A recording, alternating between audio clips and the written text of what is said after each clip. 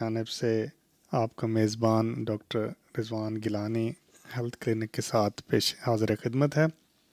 तमाम देखने वाले और सुनने वाले सामईन को मेरी तरफ से अस्सलामु अलैकुम वरहमतुल्लाहि वबरकातुहू। अल्लाह ताला कुरान पाक में फरमाते हैं, इन्नल्लाहा व मलाइकतहु युसल्लूना अलन नबी या अय्युहल्लज़ीना आमनू सल्लु अलैहि वसल्लिमु तस्लीमा। अल्लाहुम्मा सल्लि अला मुहम्मदिन व अला आलि मुहम्मदिन कमा सल्लैता अला इब्राहीम व अला आलि इब्राहीम इन्नका हमीदुम मजीद। अल्लाहुम्मा बारिक अला मुहम्मदिन व अला आलि मुहम्मदिन कमा बारकता अला इब्राहीम व अला आलि इब्राहीम इन्नका हमीदुम मजीद। So, dear listeners and viewers, very warm welcome to our show, Health Clinic with Dr. Gillani. Today's Health Clinic, again, after the previous very successful program with our dermatologist, we were asked to put back another program to discuss a couple of very important issues around skin conditions. And today, again, our special guest, Dr. Shad Rafiq, has very graciously joined us for this program, which will again be on skin conditions. He is a GP with special interest in dermatology, and he does a specialist clinic in dermatology at local hospital for well over 10 years and have got an extensive experience of dealing with skin problems. And it is an honor for us to have him on our show, and we welcome our guest. Assalamu alaikum, Dr. Sir. Assalamu alaikum. Thank you for inviting me to Rizwan again. Thank you very much. Its pleasure is all ours, and it is very kind of you to give us that much time again. So today's topic we have put together because it was those topics which were asked by our audience to be discussed on this show. Two topics today which we will discuss. One would be hair loss, and other one is going to be any pigmented skin lesions. So I think we will start without any delay with our first very important subject, which is going to be hair loss. Extremely common question which you get asked whether you work in primary care or you work in specialist care, or even if you will hear various conversation among group of people, especially females, you will always come across this question of hair loss. So we will perhaps start from this topic. So Dr. Fee, can you please tell us about hair loss and how should we think about hair loss whenever we think about it? I categorize hair loss in two categories. One is scarring alopecia and also non-scarring alopecia. Scarring alopecia does need urgent attention from the GPs and under referred hospital, and that's why very important. So other one is non-scarring, where we can discuss female pattern hair loss, which is very common, and also male pattern hair loss, which I think we can discuss female pattern hair loss, and also some hair loss which is related to genetic alopecia areata, which is very common in our community because it has autosomal autoimmune disorder related to diabetes, thyroid problems. And third one, trigeminal film, which is very common, especially the ladies, especially when they have a baby born after pregnancy and of illness. So we just go back to our scarring alopecia. We come across some patients who has hair loss, but they can't see the rash, itchiness, and sometimes they present with inflammation or any pus follicles in the hair. In that case, if they have rash, itchiness, okay, that they need to contact the GPs, because if you pick at this stage, you can prevent the because scarring is permanent hair loss. Once you lost hair, you can't hair back. So in that case, these patients, instead of trying over-the-counter shampoos, other things, they need to contact the GPs, so there can be urgent investigation. They can be referred back to a hospital setting or community setting for biopsy and further treatment options available. Okay, so just for the clarification of myself and for my listeners, uh, you are saying that the hair loss, which we called alopecia, if it is appeared to be leaving any scars behind, when you lose hair from a surface and you can see there are a bit of scarring left, you call it scarring alopecia, Yeah. and that is one of the sort of serious conditions which needs to be dealt with. Am I right? Yeah, because these can be, if you dealt early stage, you can do investigations, and you can these can treatable, so it prevent the further hair loss. Because certain conditions like a planners or lupus, they can cause hair loss, and the other condition which can cause fundal fibrosing alopecia, which is another very common in females above 40. They have a hair loss on the front of the scalp only. They don't have whole hair loss other part of the scalp, just in front of the scalp. If you pick up early stage, and they can be treatable, and there's some medications available for them. Okay, and that's why I think it's very important. If you think the hair loss, we can see scar, but there's no hair loss coming, there's no hair coming back at the site, they need to contact the GPs instead of over the counter, and GPs also need to refer to the hospital setting for the assessment and treatment options. Great. So the message is that if you are seeing any scarring, and if it is scarring alopecia, report it early to the general practitioners, who are very likely to refer you to the specialist dermatology services. And the good news is that quite a few of them can be treated, although not all of them, because they can be due to some underlying causes which might need treatment first. But quite a few of those categories, if treated early, you can prevent further hair loss. Yeah. Okay, great, excellent. So that's scarring alopecia, which is a bit of worrying news, but at the same time, I think we need to be aware of that as well. So thank you for that. So there is other variety of hair loss when you get the hair loss, but there are no scarring, which you call non-scarring alopecia. Yeah, so I think we discussed androgenic alopecia, which is a related to hormones like testosterone, which can cause hair loss. So we discussed in men, it's more it can start early, but it can be hereditary also. So if you have two parents have it, then you have more chances. If you have one parent have it, so you have more chances. So So it is hereditary, which means that it runs in the it's families. run the families. And you said, I mean, we very commonly see that the father would have that hair loss, and then you will see it in the son. But you also mentioned that if both parents can have hereditary alopecia. It can happen sometimes if you have a female who has a hair loss, which is female pattern hair loss normally age of above, and in the female is 60, but they can be within 30s, 40s.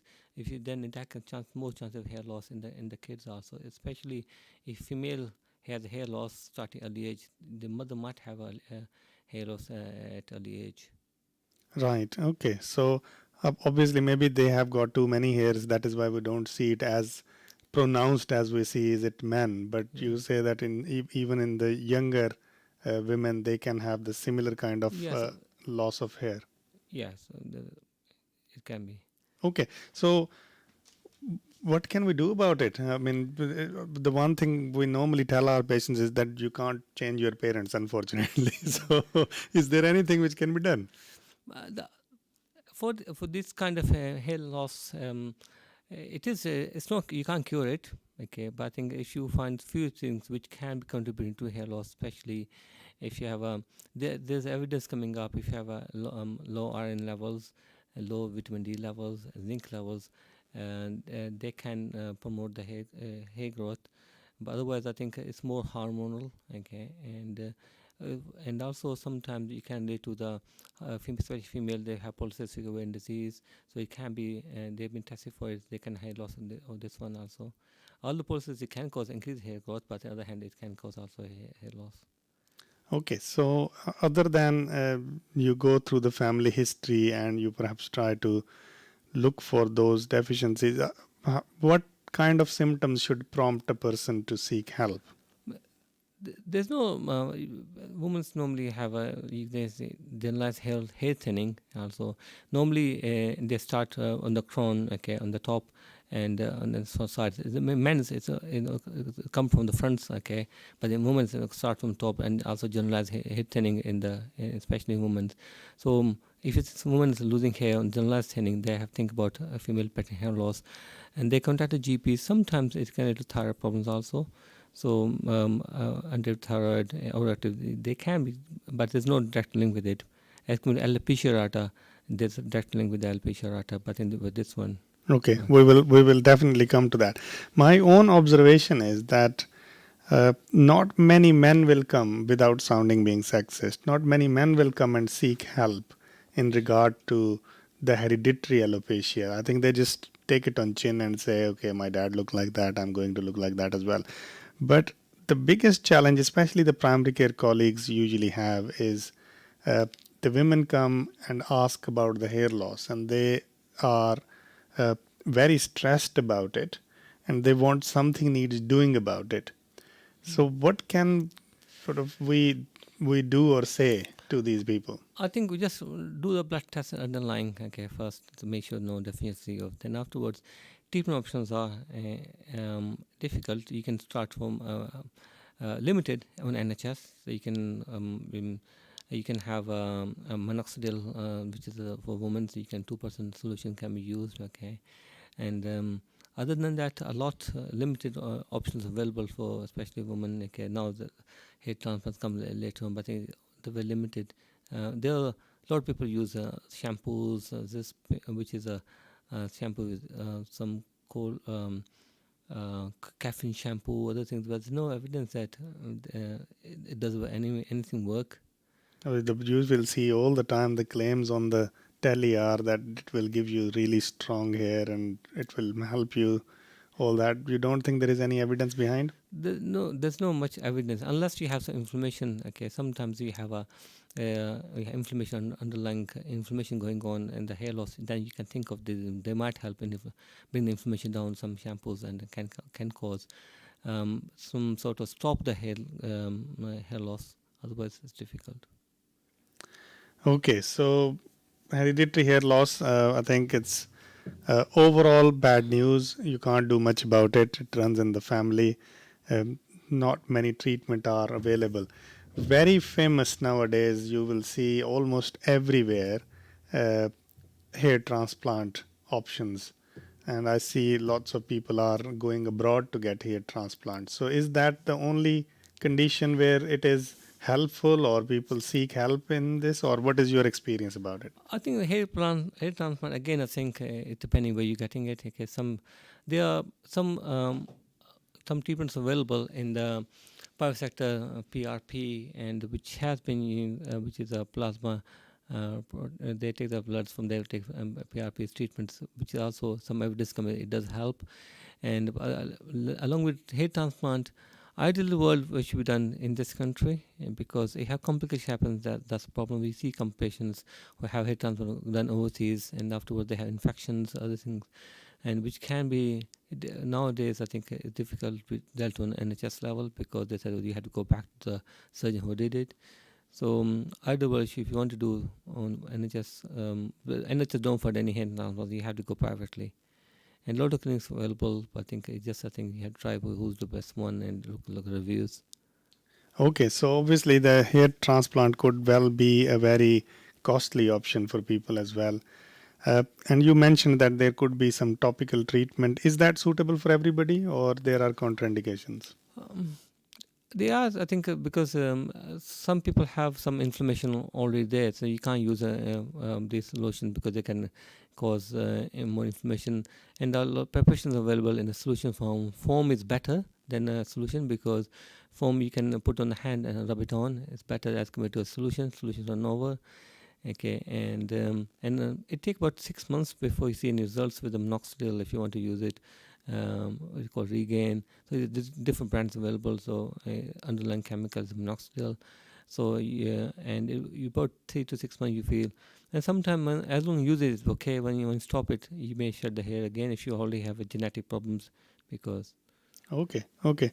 So it doesn't sound too promising. Are there any other solutions for this kind of problem? I'm afraid there's not a lot available for this kind of hair loss. So, I mean, I think the bigger issue people have is that when they go out and socialize, and then they need to, perhaps there is a common feeling in many people that if they have hair, then there will be hairstyles, etc. So, what can they do temporarily? They can have wigs available, okay, and if you NHS provides some wigs. Some patients have just lost a lot of hair, okay, and then they can be wigs available. You can give them. Other than that, it's difficult to. Or camouflage can be some of the camouflage spray available, but you can buy over the counter. But otherwise, I'm afraid it's limited options, treatment options. This kind of hair loss. Okay, fair enough. That's fine. So I think that's pretty much what we needed to know about hereditary alopecia. So tell us a bit more about alopecia areata. That is the more common one, which perhaps we can do something I about. think yes, alopecia areata again. It's a hair loss which can be sometimes you see some patients all of a sudden they have hair loss. Sometimes they have some irritation before they can see coming on the scalp. Also, it can be on the beard areas. It can be other part of the body also. So all of a sudden the patient notice they lost the hair and overnight. Okay, and only with the alopecia areata, it doesn't affect your white hair. It does affect only pigmented hair only. If you see, Oh, okay, that's good news then. So if you have already got gray hair, no need then to worry about. yeah, I think sometimes you find difficult. Okay, what happened? They have only gray hair left. Okay, there's no the hair left over. So that's would normally happen, and also it's non-scarring. Okay, so some patients use eyebrow, eyelashes. Okay, and sometimes you can have a regrowth chances are better if your hair loss is less in the beginning. If you have lost the hair a lot in the beginning, I can chance of regrowth are very low. So is that only happen on the scalp or it can happen anywhere? It can happen the beard. Mostly we see in the beard area, on the scalp area. It can have other part of the body, but it can be more. That's the more common. Some eyebrows, eyelashes can happen, and And it's how does it look like? How what should the people look for to say it is very likely to be alopecia areata? you see when you feel it, you can see the smooth surface, and sometimes you can see hair coming out of it. Okay, and you can feel a single hair coming out of it. We call medical term exclamation mark.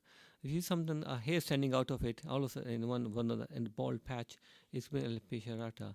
So in that case, I think they can seek advice from GPs about it. So how big these patches normally are, or they can It, be different? it can be different, some small size, large size. So they are maybe start one patch, and you think okay, but all of a sudden you find other patch coming up, and that's the bad news in that case because it means it may be turned to the severe kind of alopecia. So no, So what causes that? it's causes a lot due to something immune system that causes inflammation in hair follicles, and what happened the hair follicles there, but it's gone to sleep. Right. Okay, so and some patients, some lot of patients who are hard discussed, patients who have thyroid problems. Okay, and underactive or active thyroid. So that's why I think it's very important. You have to see GP to have a blood test thyroid. Sometimes it can relate to other autoimmune diseases, especially Asians. They have a family with diabetes, families with thyroid problems, pernicious anemia, rheumatoid arthritis. Sometimes it's a clue to the for the patient also for the GPs. If you think okay, they have families of thyroid, or they have a history of thyroid, they have family with diabetes, or they present with hair loss, and especially ethnic community, that means I think most likely it's alopecia areata. That's why I think it's very important when you're able to distinguish between the hair loss you can think of. Okay, so it means that there is still the family element, hereditary Yes, element in it. 20% patients have a hereditary element. Okay, and normally they can be.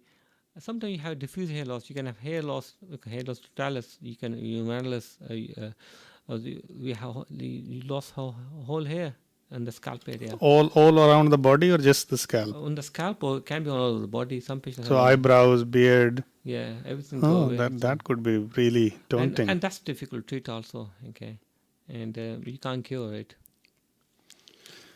Right. Okay. So this alopecia areata are they? How do we diagnose it? I said to you, I think if you have someone present to you with a hair loss, and you have a sudden hair loss over a couple of weeks, and you found one bad patch, and you can feel it, and and also, and if you got a family history of thyroid problem, diabetes, or have someone run the family, 20% run the family, one of parent might have it, siblings have it, so you can have a think of alopecia areata. So that's sometimes you have to differentiate between, especially if you go to a barber, you can and you find this some barbers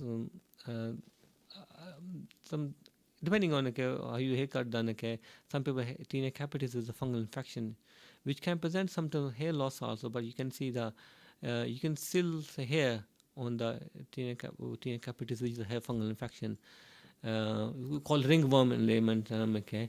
You can feel some hair, but in alopecia your skin is very smooth, you can't feel, unless you may see one or two hairs standing out.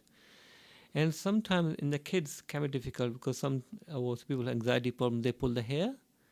So in that case you may have a plan similar, but in that case you can ask in that case you have multiple small patches there. So it can be different variation in the presentation of this one. You may just lost the hair, eyebrows only. Okay, in that case, some patients eyebrows only. Okay, one side, both sides can happen, but no hair loss other part of the body. Okay, so quite a few things you told me here. So I have seen people who will bite their nails, but there are people who can sort of pull their hair from one particular area of the body because of stress, anxiety, or mental health. Mostly scalp, because of the anxiety symptoms. So these patients they need to, especially we've seen a lot of children have this anxiety symptom. They pull the hair. These patients, these kids, they need to see psychologists for the CBD treatment so that it helps with the anxiety symptoms. They don't pull the hair. Oh, so that is very important to ask in the history when you are taking the history. Maybe parents will tell you rather than the person itself or child itself. Sometimes difficult because they present hair loss unless you examine carefully, and you can see uh, multiple patches, and they're discrete patches. As for alopecia areata, normally you have a very smooth skin. In anticomelia, you have just a small small couple of hairs there everywhere. And you mentioned barbers. What is the role of barbers I in it? think because it's just because sometimes, depending on where some barbers cleaning other things, you can see they clean the combs, some you can have some barbers they don't clean combs, so make sure, when you go there, you can have a they have in the comb, they have the fungal infection which goes into the skin and can cause hair loss, especially kids. I see. Okay, Okay. no, it does. You don't see tinea capitis more in the kids. You can see that they can all of a sudden they, and sometimes you can have an inflammation there, and GPs think, okay, it could be a bacterial infection, but some underlying problem is a fungal infection. That's why you can hair loss with a little bit of redness, oozing pus from there. Most likely it is a fungal infection. That's why it needs to look into sometimes. And because it sort of can be transferred from one person to the other, One that is person, where you come in contact. yeah. I see. Okay. So, what would be the, do you think, impact of lockdown when there were no barbers? You think there will be less Yeah, people? maybe I think you can have a, yeah, you're right, because people go to barbers and then and less hair infection. But really, it can happen, but it's not common, but it can happen. So the good thing is that one good thing from COVID perhaps could be that now everybody's asking for people to sanitize after every patient. So that perhaps will reduce the transmission of these things. Yeah, it does, because I think because in the comb, this have a, if you someone has a already have fungal infection, you use same comb, and then it can transmit to other people. Oh, Especially, that's very interesting, and I think that's one other good aspects of COVID alongside everything else which is happening. So that's really interesting. So thank you for that. So these are all the stuff which we have talked about alopecia areata. I will come back to you about the treatment. We have got about a minute 30 seconds left before we go on a short break. So I don't want to disturb your thought process around the treatment of this condition. So perhaps we will leave it uh, when we will come back from break. So I just did not mention that in the beginning, that if you guys want to ask any question from Dr. Rafiq, you can ring us on our studio number. It is 01902 972 150. It is only if you're calling from United Kingdom. If you're calling from outside, you perhaps need to dial the country code, which will be 0044 1902 972 150. I think the most important way people communicated with us so far is via WhatsApp text. If you are listening this program on the Ramadan Radio website, you will see a little pop-up underneath which will uh, say send us a text. Use that one. Otherwise, if you're using your phone, the number is 07 440 420 432. You can send us a text or you can send us a voice memo of your question, and we will then ask that question from Dr. Rafiq. Uh, Today's health clinic with Dr. Gillani, we are talking about dermatology and important subject of hair loss and pigmented skin lesions. Going on a break. Stay with us, and we will be back very shortly.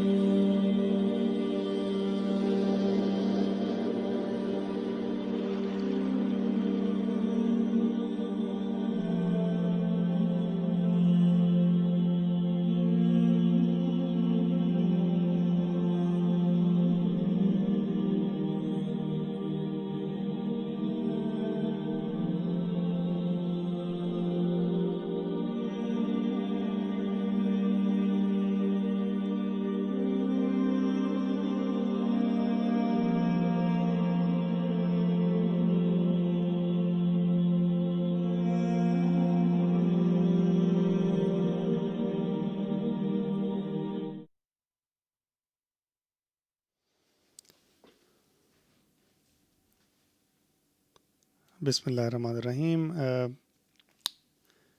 Welcome back, all listeners and viewers on Facebook Live. This is Health Clinic with Dr. Gillani on the platform of Ramadan Radio Wolverhampton. We are in conversation with Dr. Shahid Rafiq, who is a GP with special interest in dermatology, and today's topic is hair loss as well as depigmentation of skin. We have covered a bit of hair loss already, and we will be moving on whatever we have discussed so far. If you need to ask Dr. Saab any question, please ring us. Our studio number is 01902 972 or send us a text message via WhatsApp, and our number is 07440 420 432. We'll go straight to Dr. Saab and we will ask the treatment of alopecia areata. We have discussed about it, what symptoms, etc. And so it's the time for us to know about the treatment. And research show that if you have more than if 80% patients have a remission hair growth within 1 year, the hair growth come back within 1 year if you have no treatment.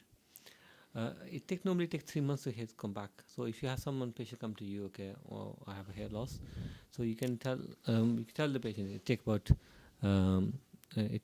3 months before they can see a hair growth come back. So if you don't do anything after 80%, but 20% no, have no hair growth.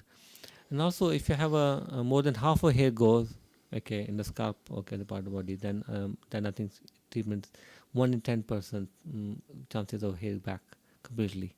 So there's no cure for it, but I think we can treat in different ways. We can prescribe some treatment with the steroids cream or steroids lotion, which can be used for twice a day for 1 month, 2 months, have a break, use again, and cycle of it. And some patients respond very well, okay, some patients don't. In that case, we inject steroids into the skin, mostly into the scalp area, and every 6 weeks, and we have found very good results with it. Some patients still partial response. In that case, there where we have problems, okay, how you deal with them. A lot of treatments are available, but there's not definite. We have a few things where dystro cream, which is used in the psoriasis, how does it work? Make the skin very irritated, and the hair goes wake up and hair come back. And there's also contact immunotherapy, which is done locally in Birmingham, and they put a chemical in the skin, and also afterwards put again chemical again. The skin becomes sensitized. In the process of sensitization, you can hair growth. Some places they are using immunosuppressant, which can be used for especially alopecia areata, where whole scalp is gone. So these are things which can be available for alopecia areata. So first, I think once you see a GP, okay, and GP may say, okay, you don't have to do anything, okay, fair enough. But I think after 3 months, nothing happening, I think that needs a referral, or GP can start. If GP is confident, they can start some scalp lotion, maybe once a day for 1 month, steroid scalp lotion, and wait to see until see your appointment. We have problem with appointment nowadays, okay. So I think in that case, some GPs can give a prescription for 2 weeks, a month cap, 2 weeks a cycle. At least by the time you go to hospital, they can give injections. Some GPs are able to give some injections into the skin of the scalp, or some in the beard area, which does help in the regrowth of hair. Okay, brilliant. So these are few medical treatments available to treat it.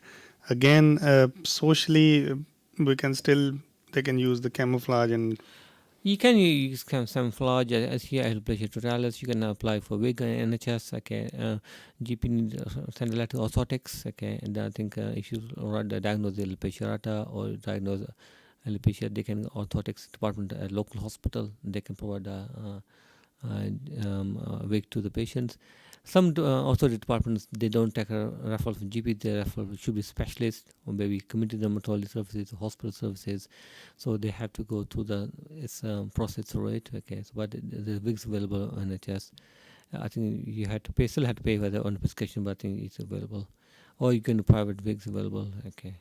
Okay, so if we now move on, and there is some hair loss which happens after pregnancy, and there are quite a few people who will come back and ask they have started losing a lot of hair postpartum.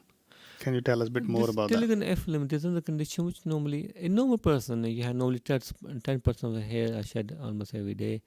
But what happened all of a sudden, all trauma to the body after pregnancy, after childbirth, after you have a major illness, a major surgery, or bereavement, and all of a sudden the body they shed hair. So in that case, more than 30% hair shed.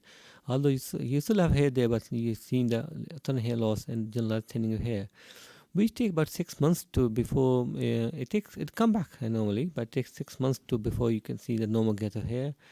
So in that case, patient are more reassured. We can arrange some blood tests to make sure any deficiency, or because if you have a major illness or you have a recent baby, you could be anemic. Okay, so with anemia, although there's no direct link with the hair loss, but I think it can help the promote of the growth of the hair. So normally, if you go to GP, have blood test done, okay, all level are normal. But I think for hair loss, evidence say your level should be above 100. Okay, there's a new evidence coming up on vitamin D can cause hair loss. We're writing a recent paper on this locally on the hair loss and vitamin D, and also some zinc deficiency can cause contribute towards. I'm not saying causing; they can contribute towards the hair loss. So this hair loss normally we can reassure patient they come back normal. You don't have to do extensive investigation unless you have information or scarring there. In that case, we have to think about other diagnoses, which such like seborrheic dermatitis. Right. So I think the Department of Health is saying that everybody who lives in UK is going to be vitamin D deficient unless proven otherwise, and then just take some maintenance treatment over the counter. Is that still true for the same I hair think loss thing? I think so. I think you need to keep adequate level of vitamin D in the body, so that I think it indirectly stop the hair loss. Okay, but I think there's no but there's a lot of research going on now behind the scene there with the vitamin D is linked with the hair loss. Right. Okay. So that's fine. So overall, what is the message to these women? Wait and see, or start on vitamin D and I think just mostly reassured, okay. But I think if you have some blood tests and make sure you don't have deficiency of iron or vitamin D, that will help you to some better early promotion growth of the hair. okay, good. Now I perhaps will just want to touch on the hair loss which can potentially happen with what we call dandruff. There are people who got psoriatic patches in the scalp. We have seen the worried parents who come with cradle cap. So these are like little subjects. If you can very quickly tell us about each one of them. Sometimes, okay, if you look at the seborrheic dermatitis or you have eczema in the scalp and psoriasis, they are difficult to differentiate between them because they're similar pictures. Only thing with psoriasis, you can ask the patient they have they suffer from psoriasis or families of psoriasis, so there's a family history there, and then have rash elbows, knees. So you can say, okay, oh, this person there could be psoriasis, or they have some large confined patch of dry rash or erythema, which can be presented a similar presentation as seborrheic dermatitis, which is but in seborrheic dermatitis you have similar pictures. You have rash on the eyebrows, also on the side of the nose. So this kind of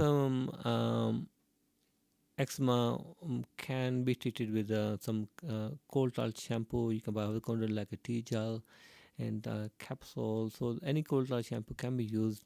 Sometimes you have a Nizrol shampoo or Ketoconazole shampoo called Denderol. These can be used for maybe twice weekly, not more than twice weekly. Sometimes if you use more than twice weekly, it can cause more irritation skin. Problems come when you have thick scales there. So what you do in that case? Some people use ointments, coconut oil, okay, which take the scales off. So that can be used for this, and also sometimes steroid lotion can be used, which help in the bring inflammation down. But you can't use it all the time. You have to use, normally I suggest to use once a day for 1 month and twice weekly for about a couple of months. So maintenance dose. Going back to the cradle cap, which is very common, we discussed in last program about the cradle cap, which where kids have a thick scalp, and parents are struggling with it. In that case, again, you have different kind of cold touch shampoo. Again, twice weekly is better, and use ointment, okay, which does help in the take the scales off, okay. And sometimes, in fact, you can use antibacterial creams to put on for 1 week or twice, or 1 week twice a day. That's help in the cradle cap. Eventually, these patients children have a history of eczema in the family, and that's a ratio parents. It will get better, and the hair will come back to normal. Because first couple of months you may find that they have less hair, but over a period of time, and they will hair will come back to in these kids. Okay, so no need for parents to get worried about it. As the cradle cap will get better, the hair would not get affected. So that's a good news. Now I'm going to throw at you a couple of non-medical layman questions which you do not necessarily need to answer or know about. Any evidence of or any role of aloe vera product for hair? Aloe vera is used as an anti-inflammatory. Okay, so you may have seen acne. They have a it does okay if you have sometimes have eczema, okay, or you have inflammation in the scalp. Aloe vera does help because it's anti-inflammatory. It has anti-inflammatory factor. So I think you can use, but I think again it's not scientifically proven that aloe vera does help. I think just because aloe vera has anti-inflammatory, it may help. Okay. Okay, that's fine. And you mentioned about coconut oil, and there are so many other claims around other oils, uh, almond oil or castor oil. There is some Caribbean oil. So, any any message, anything which you think is relevant? We have, I think, because I'm talking scientifically, we have this some creams and some ointment available which has coconut oil, which help in the, and also we have some shampoos of medically, which that's why it's given. I'm not sure about the others. I know you asked someone asked me a question last week, last program also. I want to know where this. I found later on what kind of this oil was. It's Yeah, very no, it is just because they are so commonly used. They are all over the place. So I don't necessarily uh, was expecting that you would know about all of them. But I just wanted to know overall, there is a lot of selling going on about these things, but there is perhaps very little scientific evidence yeah, but around it. these all may help in the sometimes may help in the bring the inflammation down. Okay, but other hand, it doesn't affect the hair loss in a bigger way.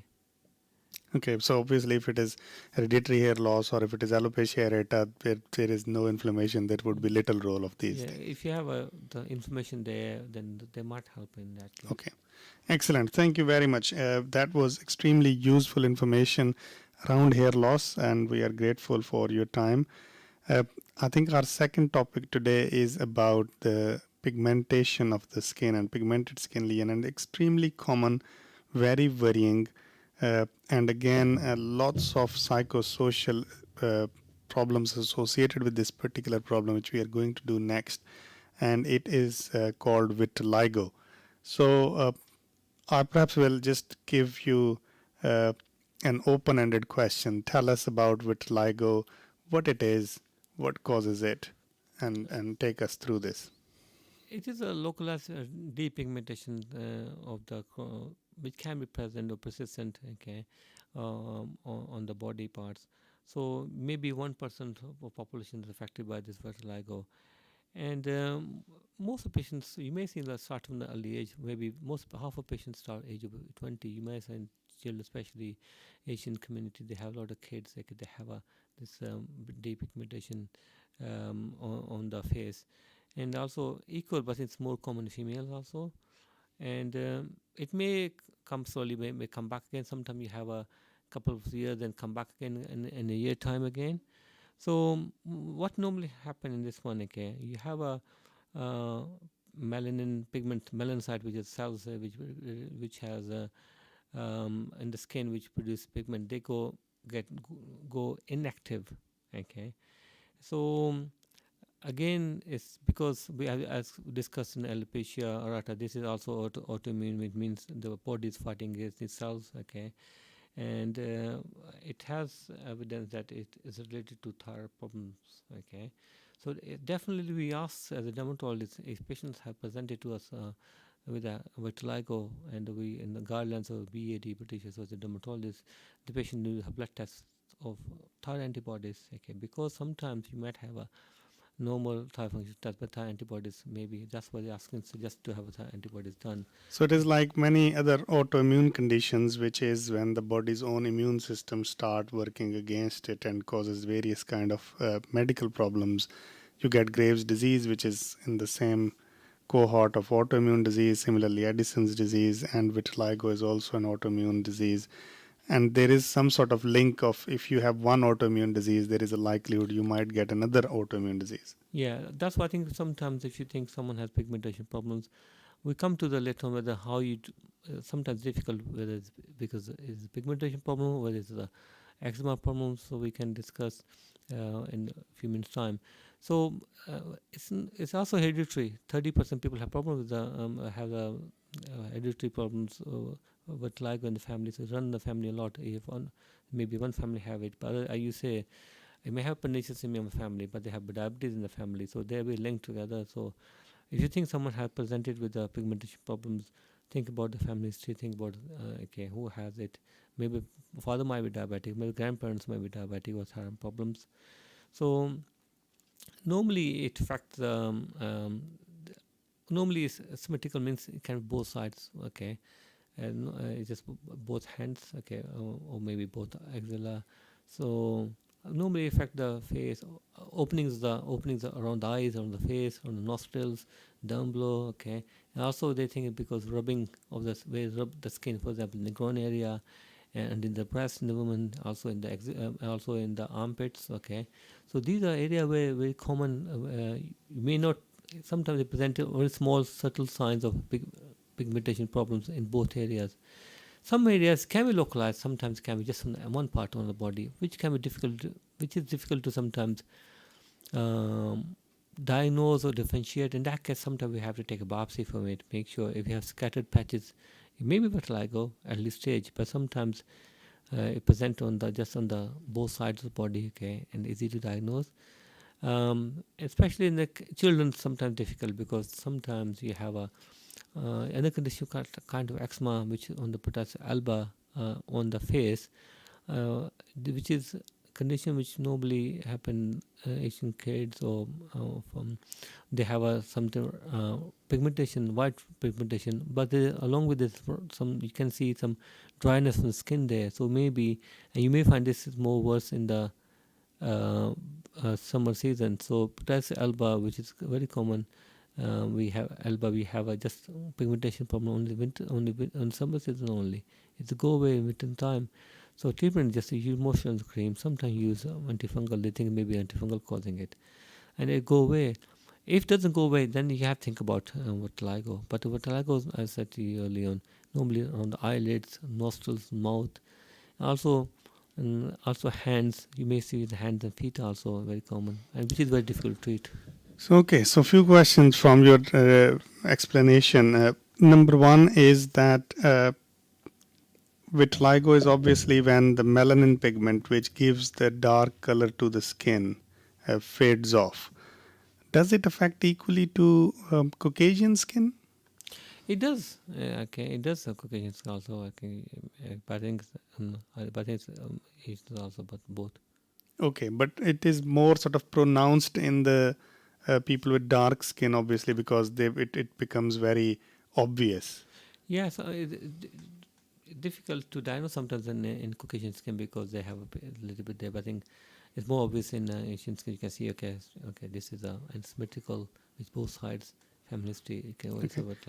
And you also mentioned that if there is a constant rubbing of the skin surface, that could cause vitiligo. Is that They think because something happened, the external factors. Okay, if you have rubbed the skin a little bit, okay, and cabinet form, with all of a sudden the skin become inflamed. In process of inflammation afterwards, you can have this vertigo can get worse sometimes. right? And if this happens because of the repeated rubbing of the skin, is that more localized problem as compared to generalized? It can be anyway, okay, but it can be anyway. Also, sometimes stress can cause it. Okay, sometimes although there are no symptoms of vitiligo, okay, but sometimes stress can cause it. Sometimes you may find sun damage over the years can cause it. Okay, there's a few things which can cause sun damage over the years. Okay, and sometimes some people have problems with chemicals. So what happened? The chemicals uh, make the pigment cells to go pigment go away. So it can happen. Okay. So So if it happens on a localized skin area, does that mean it always have to spread, or it can just stay there? it can stay there. In that case, permanent there. In that case, I think some diagnosis dilemma there. But you do biopsy because of vitiligo, or maybe fungal infection can sometimes especially on the white skin. Okay, you have this fungal infection, potassium versicolor, which is a fungal, especially also comes in Asian skin also. But Asian skin has become more of dark patches, but sometimes difficult to differentiate. So you can have this fungal infection become a white patches. You don't know whether it's fungal infection. In that case, we need a biopsy. We numb the skin with the injection, take a piece of skin to find out, send to lab, find out whether they still have a pigment cells there or not. So you said it is more common or it first appears more often in younger age groups. Can it happen anytime in the life? It can have any time. Okay, most of patients, half of patients present below age of 20. Okay. So the other thing which I wanted to ask is that you mentioned a couple of pityriasis. One is pityriasis alba, which we can confuse with vitiligo.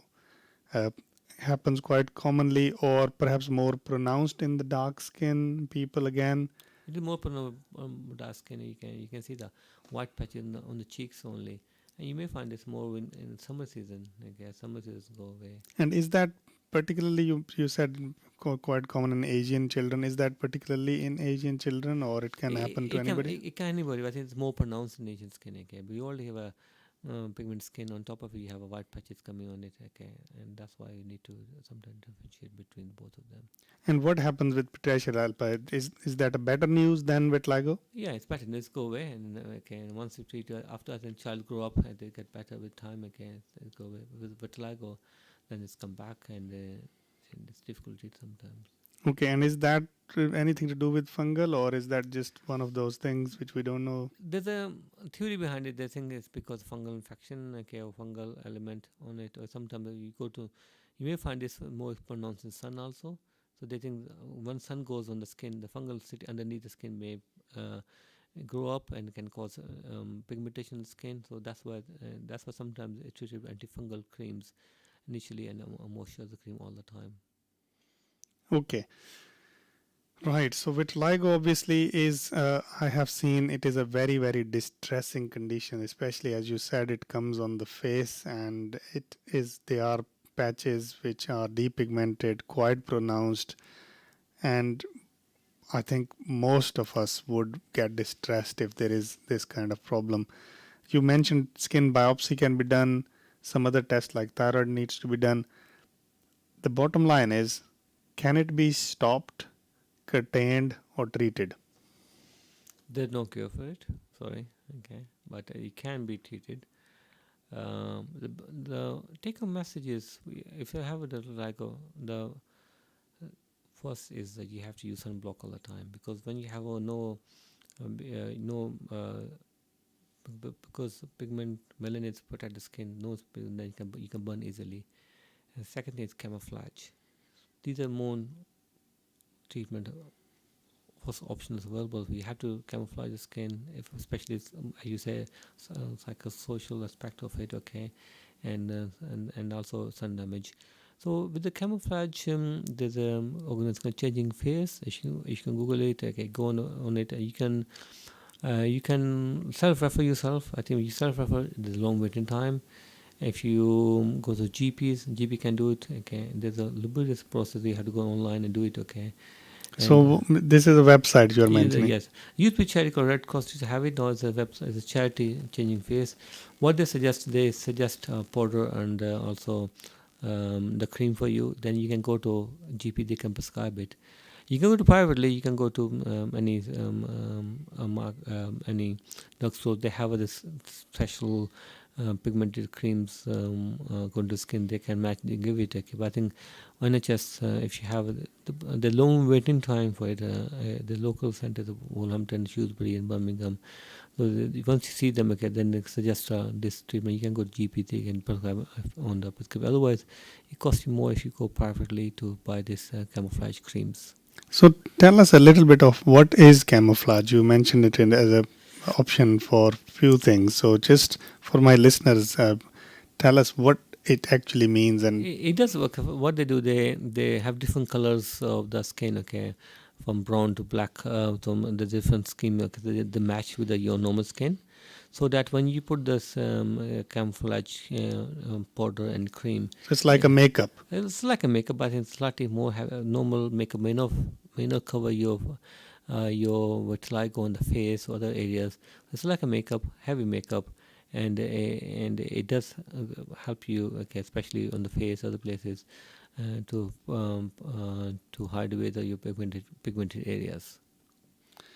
Right. So and you said that you can get it via this particular charity called Changing Face. Yes, Changing Face. And you can go online and you can self-refer yourself. There is going to be a waiting list. I think there's a waiting list. You can self-refer, or you can go to the GPs. Okay, they can refer through the Changing Face. Okay, were you seeing a specialist over there? Then I think then you can refer from there. Easy to from there specialist refer, because they pick it from there. They have diagnosis. Because sometimes if you self-refer, they're not sure you have diagnosis, right diagnosis or not. Sometimes it's better to have professionals, and these patients are pushed back. So if you have to go to professionals, they're like GPs, or you go to the community dermatology services or GP special interest, or then these patients, and they send an email or they send a text message to the patients and then send appointments and link with it. Right. Okay. Anything else other than camouflage?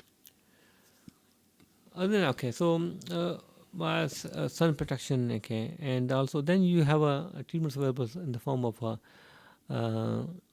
topical creams, okay, steroid cream, okay, we can use it for a couple of times a day. Normally you have for 2 weeks, a month gap, 2 weeks, okay.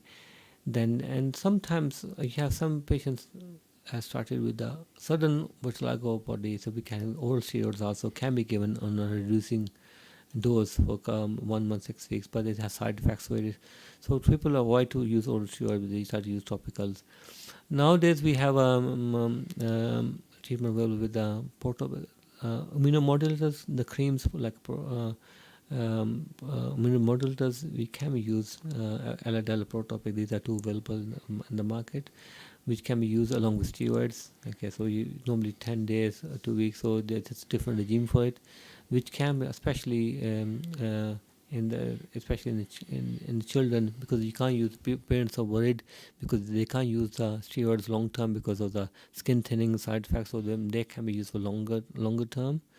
This immunomodulators. So in children preferences, instead of steroid, we give the immunomodulators, which is another kind of treatment available in the cream form.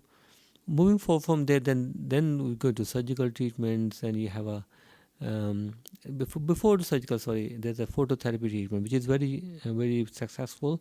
So once patient don't respond to this treatment, then go for phototherapy treatment. Or patient come to you have a extensive kind of vitiligo, we would say to the phototherapy treatment, UVB, which is a a controlled phototherapy, not a sunbeds outside. Some patient may find in summer season the vitiligo will get better.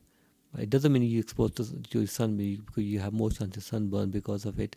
So phototherapy is normally 6 weeks, um, um, twice a week, up to 3 times a week, 6 week sessions, and we have very good results locally, and with good results come with the phototherapy treatment. And then later on laser treatment coming up, and some people have depigmentation surgical treatments which is not available in NHS. So these are NHS can provide this um, phototherapy treatment and creams. Okay, thank you for that. And you mentioned few time sun protection.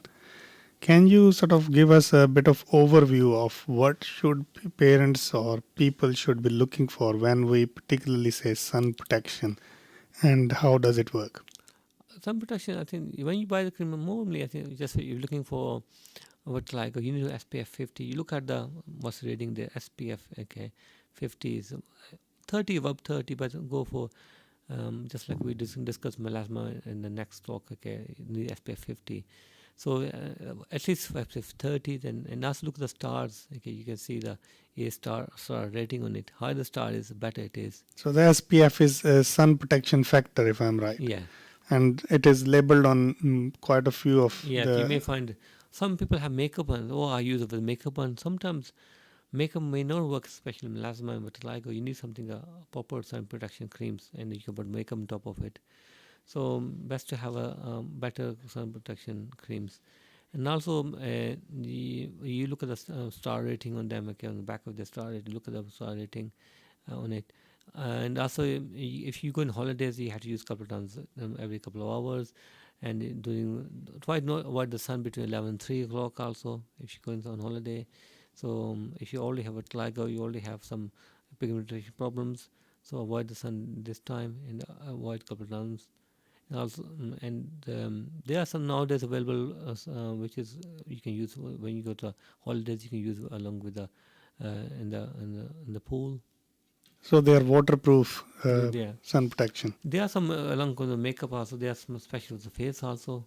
So a lot of varieties available. You have to shop around in the supermarket or online. And once you have applied the sun protection lotion or cream or spray, whatever it is, how long it stays, and what is sort of the advice? Depending on what circumstances outside is whether it's sweaty, it come off. Okay, so you advise to use every couple of hours.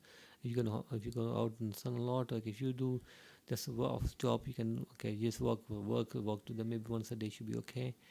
Um, uh, Other thing with sun protections. What was in my mind? Sorry, I forgot. No worries, it will come back. So most people go out on holidays and want to get suntan. Does these sun protection help in stopping suntan, or they can still get suntan despite that they are wearing the sun protection? If they wear suntan, they can burn them depending on the type of skin they are. Okay, if skin what type of skin it is, okay, then they can burn the skin even if they use sun protection. Okay, so it's not, Despite the sun protection is on, they can still burn it. they can still burn it, and if it's burning it, maybe some skin condition can be. It means they are allergic to sun. Also, they need to think about other skin condition. So it's moderation, and I think 11 to 3 is the highest UV time for the sun. Yeah. And okay, that's brilliant. Message not to have exposed to sun a lot. That's maybe being dermatologist, because I see a lot of young persons coming to me nowadays in 20s coming a basal calcium on the face, other part of the body now. Maybe 10 years ago, I see only a lot of patients late 30s, late 50s or 60s, 70s. Now, we have a lot of patients, young people coming from the melanomas and also skin cancers now.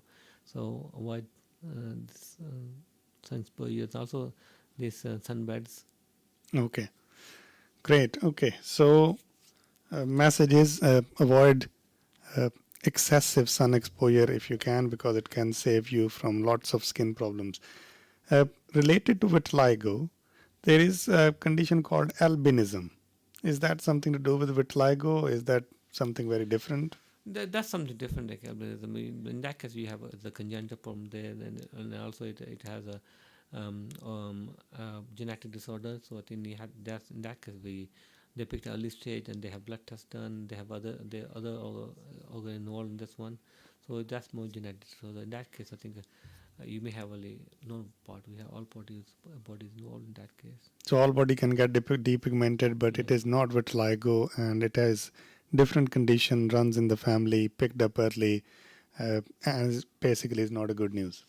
Yeah, it's not good news. So that Okay, excellent. Now we have about 5 minutes before we go on our azan break, and we will then have 10 minutes after the azan break. So I'm just sort of going to start the next topic, and we will just cover what it is before we go on azan break. And it is a condition which is again common, especially women in their 40s. They come, and quite often it affects the face. Lots of psychosocial issues around it, and that is a skin condition called melasma. So can you please tell us what it is? melasma is the increased pigmentation on the face, and because there's some factors which can increase make the size of the pigment melanocyte big in the on the face, and that's cause increased pigment, especially in the forehead, face, nose, upper lip area. And it's very common in female, although can be men, but men only 10%, but mostly it is females.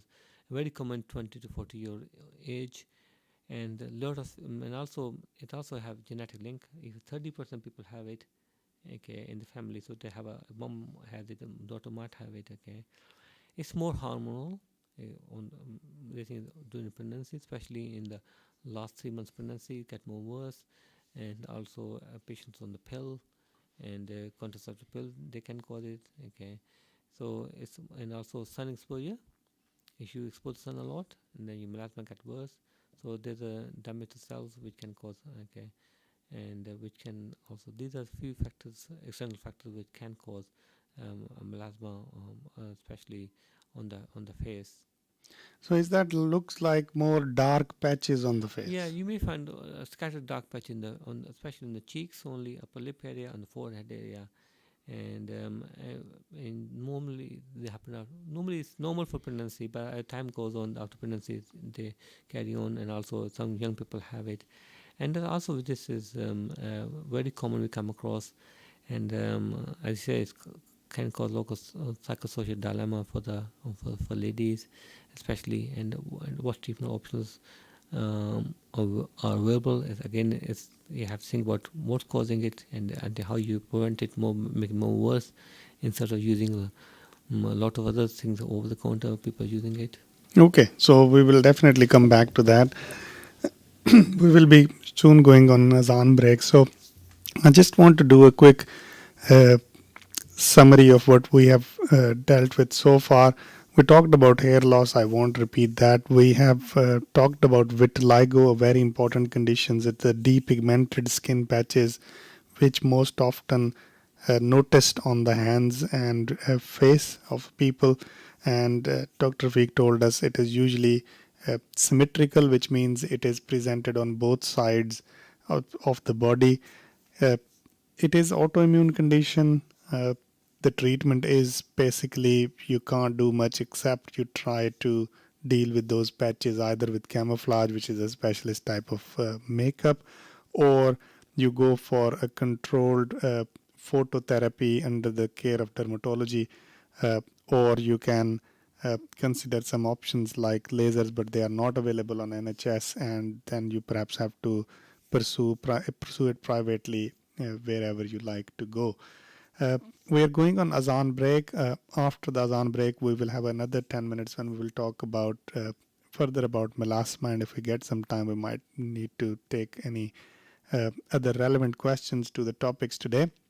If you have got any question, you can contact us via WhatsApp. If you are listening us on the website, you can just press the button contact the studio, and it will send us a WhatsApp text from your mobile phone. If you want to ring us and ask us a question or ask Dr. Rafiq a question, you can ring us on our telephone line to the studio, which is 01902 972 150. Our WhatsApp text number is 07 440 420 432. Today's health clinic is about skin conditions, where we have talked about pigmented skin lesions, and we will come back after Azan break, and very short next part of the program will be around treatment of melasma. So stay with us.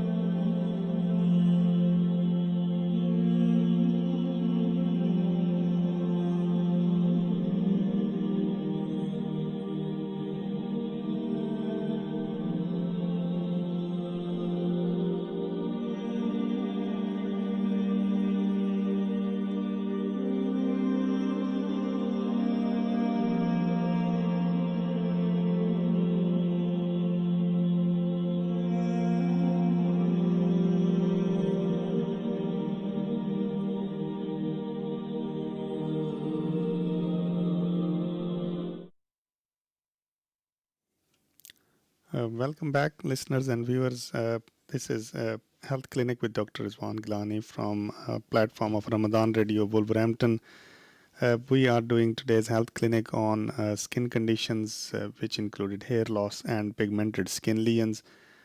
We have now so far covered a lot of uh, subject around hair loss as well as vitiligo, and we were in conversation with Dr. Rafiq. He is a specialist interest GP in dermatology in Wolverhampton with a very extensive experience of doing specialist dermatology for over 10 years.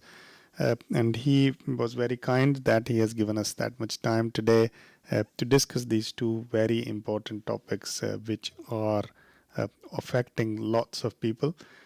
So we talked about what was melasma, which is basically the darker skin patches on the face, common in females, related with pregnancy as well, but it can be hereditary, which means it can run in families as well. So, Dr. Rafiq, coming back to melasma, can you tell us whether it is just a clinical diagnosis or there is some other workup is needed for diagnosis? Sometimes, especially Asian patient, difficult to diagnose because they have already have eczema over there, and then that can cause post-inflammatory hyperpigmentation. Okay, but history will tell you young person coming to you have recent pregnancy or they're on the pill.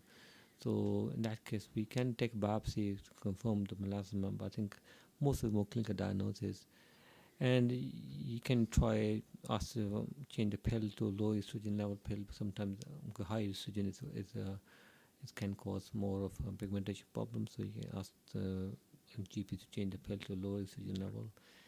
And but sometimes you have to do biopsy, mostly skin diagnosis, uh, because pigmentation. So sometimes it's quite darker. Sometimes difficult to differentiate it because of pigmentation problems. Because they might have eczema, might have a reaction to sun before. Then these are post hyperpigmentation, which is difficult to treat also, and the cream treatment we use doesn't work on it. The take-home messages from the sunblock. Melasma is sunblock. If you want to make it less worse, sunblock all the time. In these patients, we use sunblock almost every day, especially in summer season. Even in winter, when they go out, they have sunblock, and that will help you not to make the melasma more worse. Then treatment's difficult. There's no cure for it, but sometimes treatments are very difficult to treat it. You can try to change the pill, and afterwards, what's left is the treatments available is hydroquinone, which is available over the counter, available in the hospital setting where it's over the counter is available in different forms nowadays. You can buy over the counter, okay, which is a similar hydroquinone creams which help in the pigmentations. The first line therapy you can in hospital settings and other settings. What you use a hydroquinone also along with some retinoids cream along with steroids, because retinoids they appear in skin, and quinones does help in the hydroquinone that help in pigmentation, and because these cause inflammation, and you use steroids on this combination 3 creams which does help in the one is to take the inflammation away, other way to take the pigmentation away. If you use isolation with the hydroquinone, which can cause inflammation, sometimes more irritation skin, that's why I try to avoid them separately. If you have combination of them, you can get from the prescriptions. As a GP level, they can some cream which is retinoid creams and which can be used for acne, also can be used for melasma. Normally 6 weeks course, most of them okay, try 6 weeks. Okay, also other one we use it bleaching creams which are available from the hospital setting. They have specials, and they had to make a special. It costs a lot of money now. There's trend towards to less prescribing because it does cost £50 to £200 per cream. So 6 weeks course. So eventually there's less prescribing of this one happening because if you go to chemist order, it take cost more. If you hospitals that have a bulk buying, it does help in cost saving. Then there's a new evidence coming up, which is unlicensed tranexamic acid. We use tranexamic acid nowadays for the for periods pain, okay, but and other clotting problems. But it has been used in some Australia and USA. They use for melasma, which have been used, but you have to tell the patients on license. But I think it's coming up another oral treatment therapy, which is only one available for this one. Moving on to non-NHS treatment, okay, you have chemical peel available, blue peel available, and they have mixed results. Some people have very good results. Some people have a more pigmented problem afterwards. So it really depends on whom you go, where you go, what they're using it. So the chemical peels are useful, are they helpful? But I think again, where you go, who's doing it, what type of skin you're having it. Okay, you already have a lighter skin, darker skin, you have more pigmentation afterwards. Some people have good, very good results. The bottom line is the sun protection to make it protect more skin and less worse. But these are treatment options available on NHS. So you mentioned about non-NHS treatment of chemical peel, and that sounds to me that they use certain chemicals on that area and then they will try to sort of peel off the top layer of the skin. Is Yeah. that correct understanding? Yeah, normally I think if you go one off the peel doesn't happen. What normally proper peel, they prepare the skin first. They use retinol cream a couple of months, a couple of weeks before start of this treatment. Then do peel. Yes, take the top skin of layer. That's how does it work. So, just for the people out there who are listening, and if they want to go for that non-NHS choice, what type of research they should do? If you recommend any research they should do to go, because you said the outcome varies with different providers or different people who are offering that. So, what should they be looking for? Is there any sort of guide for them? Ideally, I think they should go professionals. Okay, just like people who qualify to do it. Okay, and who can do a more better peel. Sometimes they use very low. You pay so much money, then you then found that they use very low retinoids in it. It doesn't work. You go back again. So and also look at reputable companies. Okay, who are doing it. Okay, and who's doing it. That's very important. Okay, and whether any effects of it, and also make sure they assess you properly. Some people, when they personally assess you, okay, it's not suitable for you. Okay, we can't do it. So need to research yourself. Market is open now everywhere. Everyone out in the corner, everyone doing this piece, but you have to be careful because it can make it more worse. It can cause problem scarring and problem pigmentation problems. So you have to be careful before you go to any chemical peels or retinoid peels.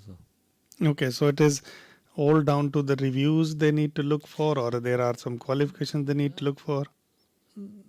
I think the more for qualifications and reviews can be variable. Some reviews can be hit and miss. Okay, so look for the qualifications. Who's doing it? Okay, if they have any qualification with this aesthetic use. Okay, so just have to look for this, and it's quite market is open and quite variability there. So it's difficult to comment on this one. Whom to go? But I think they have to patient have to know their own research on it. Okay, excellent. Thank you very much. So we are coming to the close of our program. I just want to say thank you very much to Dr. Rafiq that he has kindly given us that much time to share his expertise and knowledge with us. I'm sure my listeners and viewers would have got some benefit out of it. We are extremely grateful, Dr. Thank you, Rizwan, once again inviting me today. And hopefully we will have pleasure of your company at some other time with some more topics available to us. If my listeners or viewers want to discuss anything in particular, just text us anytime so that we welcome your suggestions and we try to tailor our program accordingly. Today's program was around skin conditions like hair loss and pigmented skin lesion, where we talked about vitiligo and melasma. And I hope you would have found some useful information in that. I think if one take home message anybody wants to remember, protect your skin against sun as much as you possibly can. Next week is going to be Eid ul Adha, so it won't be our program, and I will come the week after with a new topic. Until that time, Eid Mubarak prior to the Eid day, and look after yourself and your family. Take care. Assalamu alaikum.